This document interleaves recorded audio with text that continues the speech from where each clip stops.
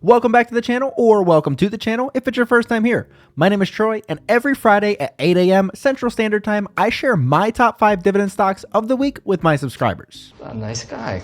Now, in my quest for the best 5 stocks of the week, I began with all the stocks that had ex-dividend dates between April 29th and May 3rd, aka this coming week, which started me off with 93 companies. From there, I added a filter requiring those stocks to also have a dividend streak of at least 5 years, because the last thing we want is a dividend that's here today and gone tomorrow, which brought me down to just 24 stocks. And the final filter I added was requiring those remaining stocks to outperform the S&P 500 over the past handful of years, because my goal is to make solid returns on my investments, and this filter helps me find companies that do just that. That requirement brought me down from 24 stocks to just 7 or 7.53% of the original list, which is where I had to decide which 5 made the cut for this week's list. Decisions. Now, before I go ahead and tell you about this week's list that may or may not change your life, I wanted to make sure you're using this video and this series as intended. My intention of this series is to provide my subscribers with a source of dependable and quality dividend stock information to be used as a springboard into your own due diligence. My intention for this series is not for the information in this video to be used as financial advice or a reason for you to blindly follow a YouTuber and take these videos as stock suggestions without doing your own research first. Okay, capiche. Now, if you agree to use these videos for their intended purpose, feel free to click that subscribe button and ring the bell so you get notified when these videos and my other dividend content goes live. And while you're down there, click on that little thumbs up button, as it helps me continue to grow my channel. With all that out of the way, let's see which stock leads off this week's list. Coming in at number 5 on this week's list is Morgan Stanley, stock ticker MS. Morgan Stanley is a quarterly payer in the financial sector, paying $3.40 per share per year, with a forward dividend yield of 3.75%. Morgan Stanley's been paying and growing its dividend over the last 11 years. They have very good dividend growth rates, with a 3-year dividend growth rate of 33.43%, a 5-year dividend growth rate of 23.66%, and a payout ratio of 45.22%. At the time of recording, Morgan Stanley was trading 5.14% off of their 52-week high. They have an ex-dividend date of April 29th with a payout date of May 15th. And what this chart right here is going to show you is the returns with and without dividends being reinvested compared to the S&P 500. Up here at the top, you can see that with dividends reinvested, Morgan Stanley over the past 10 years would have brought back $37,675.43. That's compared to the S&P bringing back $31,712.24. That's a difference of $5,963.19 on the side of Morgan Stanley. And down here at the bottom, you can see the same chart, but this time without the dividends reinvested. Morgan Stanley would have turned into $34,228.54, whereas the S&P would have turned into $29,310.97. That's a difference of $4,917.57. And the difference between reinvesting the dividends and not reinvesting your dividends in Morgan Stanley would have been $3,446.89. And coming in at number 4 on this week's list is A.O. Smith, stock ticker AOS. A.O. Smith is a quarterly payer in the industrial sector, paying $1.28 per share per year, with a forward dividend yield of 1.49%. A.O. Smith's been paying and growing that dividend over the last 31 years. They have a 3-year dividend growth rate of 7.44%, a 5-year dividend growth rate of 9.17%, and a payout ratio of 29.48%. At the time of recording, A.O. Smith was trading 4.32% off of their 52-week high.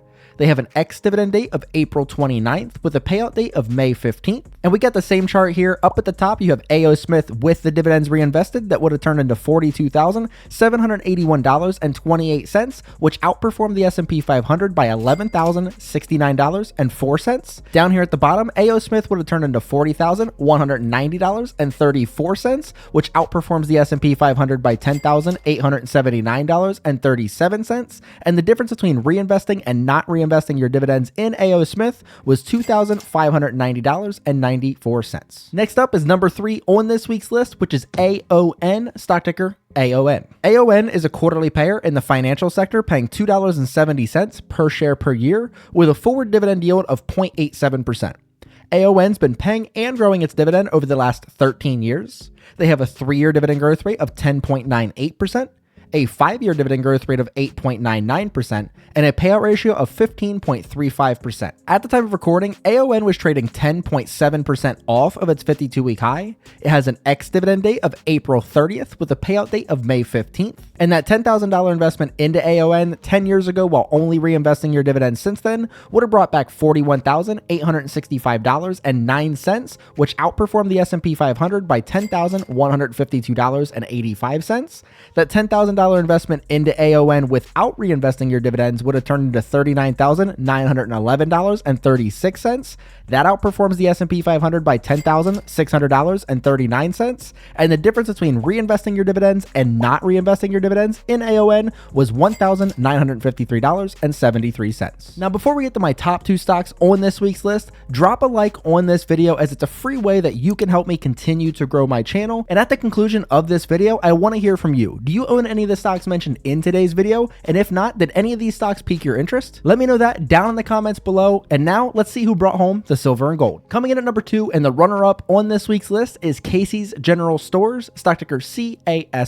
CASY is a quarterly payer in the consumer staples sector, paying $1.72 per share per year with a forward dividend yield of 0.55%. Casey's General Stores is now a dividend aristocrat, paying and growing their dividend over the past 25 years. They have a 3-year dividend growth rate of 8.71%. A 5-year dividend growth rate of 8.13%, and a payout ratio of just 11.05%. At the time of recording, Casey's General Stores was trading 4.31% off of its 52-week high. It has an ex-dividend date of April 30th with a payout date of May 15th. And up here at the top, we have that $10,000 investment with the dividends reinvested, where Casey's would have turned into $50,312.92, which outperformed the S&P 500 by $18,600.68. Down here at the bottom is that same $10,000, but without the dividends reinvested, where that would have turned Casey's into $48,088.96, which outperforms the S&P by $18,777.99. And the difference between reinvesting your dividends and not reinvesting your dividends in Casey's over the past 10 years was $2,223.96. And you made it. Here it is. My number 1 stock of the week is DR Horton, stock ticker DHI. DR Horton is a quarterly payer in the consumer discretionary sector, paying $1.20 per share per year with a forward dividend yield of 0.84%. DR Horton's been paying and growing their dividend over the last 11 years. They have a 3-year dividend growth rate of 13.62%. A 5-year dividend growth rate of 14.87%, and a super sustainable payout ratio of just 7.49%. At the time of recording, DR Horton was getting beat up by the high interest rate environment we're currently in and was down 14.21% off of its 52-week high. It has an ex-dividend date of May 1st and a payout date of May 9th. And up here at the top, we have that $10,000 investment while only reinvesting dividends, which would have turned DR Horton into $73,566.92, which outperformed the S&P 500 by $41,854.68. Down here at the bottom, we have that $10,000 investment without reinvesting the dividends, where DR Horton would have brought back $68,770.95, which outperformed the S&P by $39,459.98. And the difference between reinvesting your dividends and not reinvesting your dividends into DR Horton over the past 10 years would have been $4,795.97. And just like that, you just saw my top 5 dividend stocks for the week of April 29th through May 3rd. And I want to hear from you if you own any of these stocks and how they're doing for you, or if seeing the information mentioned in this video has intrigued you to do some of your own research to see if some of these stocks fit into your watch list or possibly even your portfolio. So let me know that down in the comments below. If you happen to miss this video when it was released and the dates mentioned in this video have already passed, do not fear. There are some things you can do to avoid that in the future. You could remember that the stock market opens at 8:30 a.m. Central Standard Time and that these videos show the best stocks for the following week. And in order to get a jump on some great stock ideas, you need to find that one guy on YouTube that puts out those awesome lists. Right. Or you could subscribe and ring the little bell so you get notified when these videos go live and save some brain space. The choice is yours. I hope I was able to shine some light on some high quality dividend stocks that piqued your interest in today's video. While you're here, YouTube really thinks that this video right here is the perfect one for you to watch next. But until next time, see ya.